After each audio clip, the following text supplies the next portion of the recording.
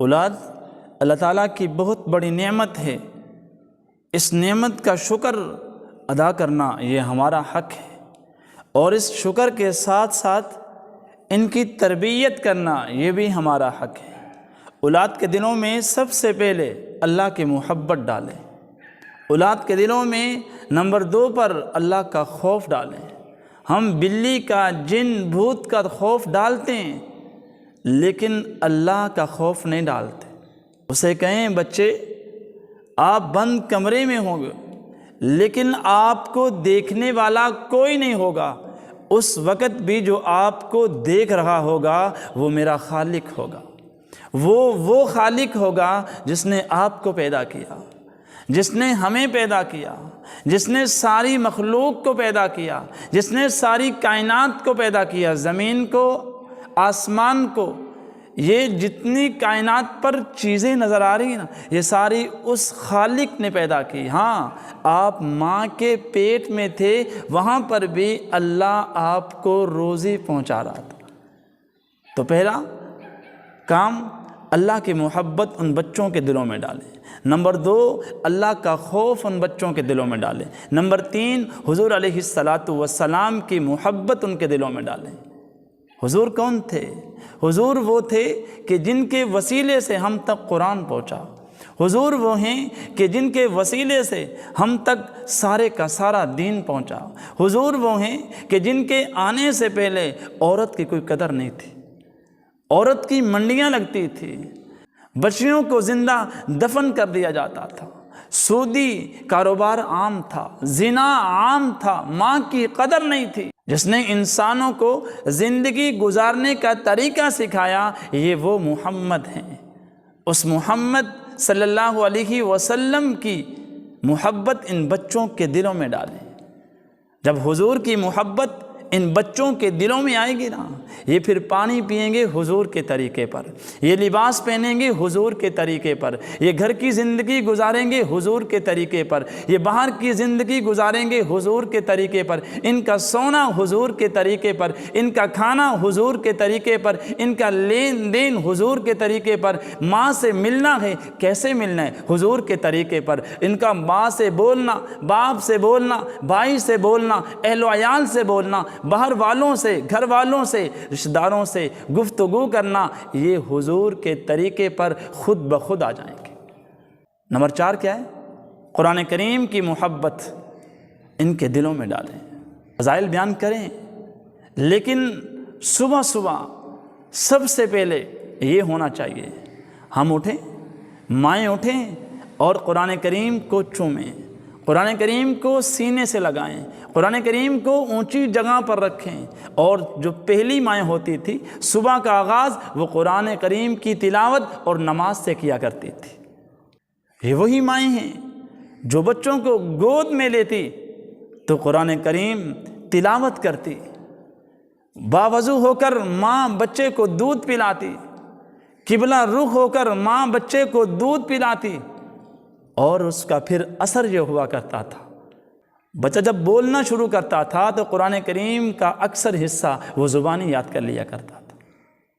ماؤں کا ایک کردار ہوا کرتا تھا، ماؤں کے ایک وقار ہوا کرتا تھا۔ ماں بچوں کو جو پالش کرتی تھی، بچوں کو جو تراشتی تھی، وہ نیک بنا کرتے تھے۔ شیخ زکریا رحمۃ اللہ علیہ جنہوں نے فضائل اعمال اور فضائل صدقات لکھی، ان کا ایک واقعہ قاری طیب صاحب رحمۃ اللہ علیہ نے لکھا ہے کہ شیخ زکریا رحمۃ اللہ علیہ لکھتے ہیں کہ میری دادی محترمہ قرآن کریم کی حافظ تھی، رمضان مبارک میں 40 پاروں کی تلاوت کیا کرتی تھی، ایک قرآن اور 10 پارے تلاوت کیا کرتی تھی۔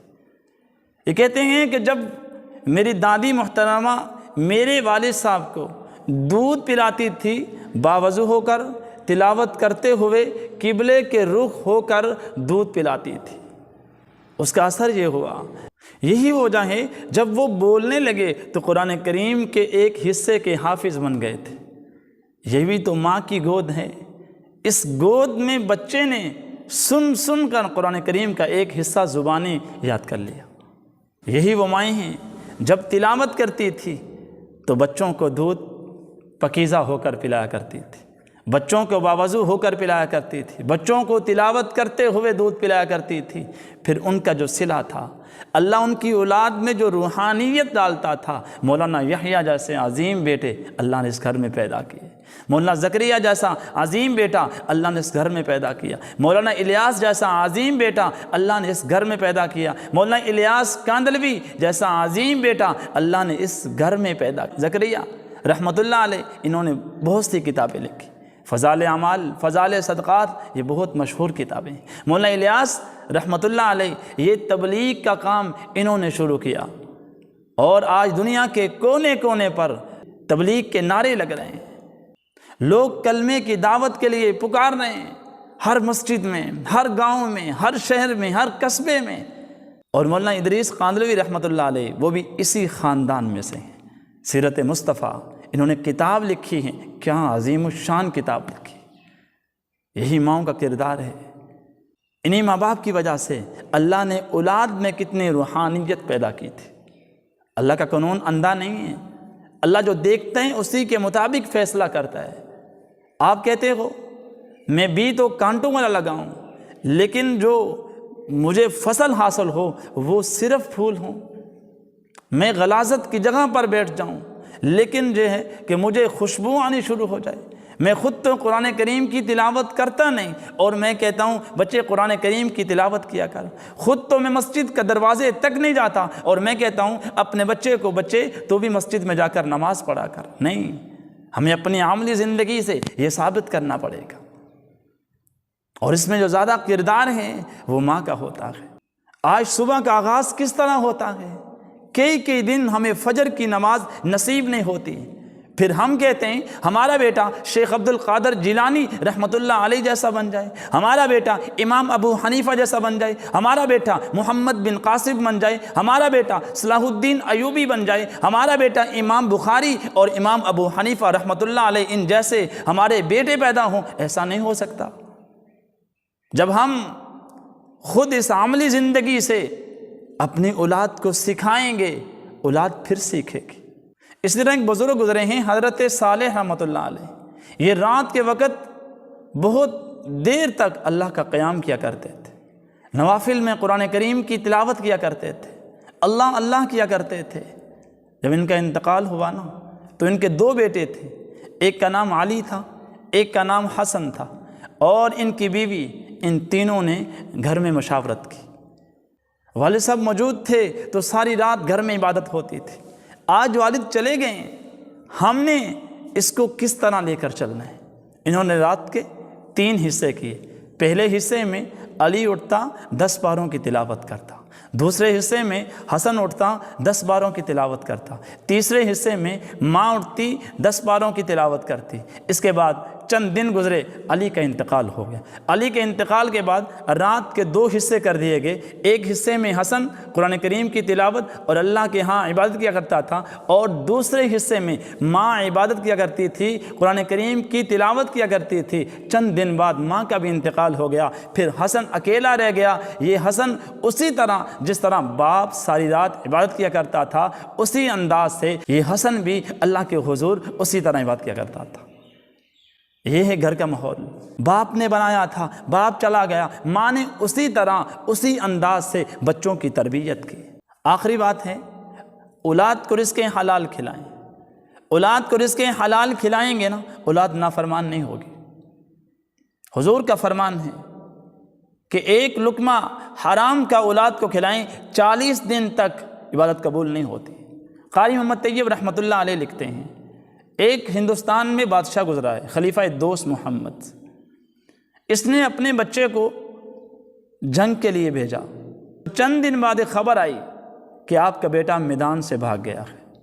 اس خلیفہ دوست محمد نے اپنی بیوی سے کہا کہ کس طرح کا بزدل بچہ پیدا کیا ہے کہ میں نے جنگ کے لیے میدان میں بھیجا اور وہ جنگ سے بھاگ گیا ہے۔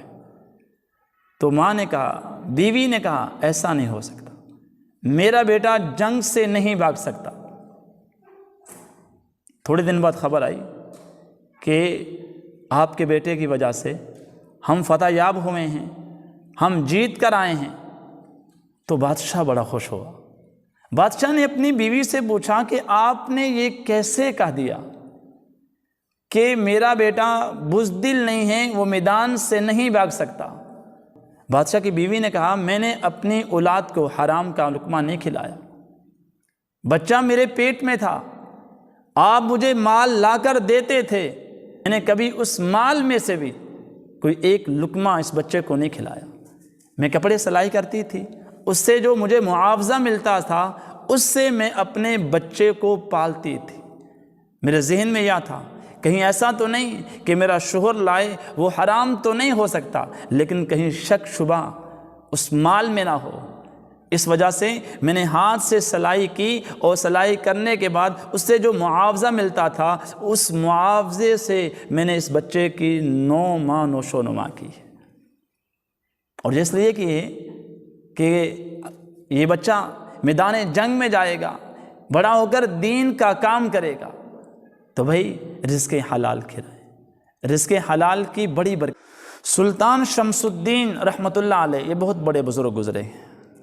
خواجہ بختار کاکی رحمۃ اللہ علیہ جب ان کا انتقال ہوا نا، انتقال ہونے کے بعد خواجہ بختار کاکی رحمۃ اللہ علیہ نے کچھ شرائط رکھی کہ میرا جنازہ وہ پڑھائے گا جس کی کبھی تہجد کی نماز قضا نہ ہوئی ہو، میرا جنازہ وہ پڑھائے گا جس کی تکبیر الاولى کبھی قضا نہ ہوئی ہو، جس کی عصر کی سنتیں کبھی نہ رہی ہوں، جس نے کبھی غیر محرم عورت کو نہ دیکھا ہو۔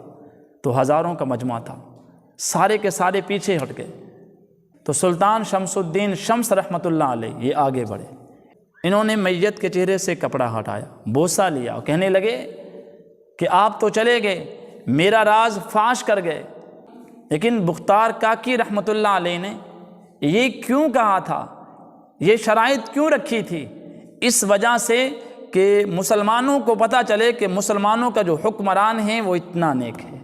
اس لیے بھائی مجھے اور آپ کو اپنی اولاد کی تربیت کرنے میں ہمیں اپنا کردار ادا کرنا چاہیے۔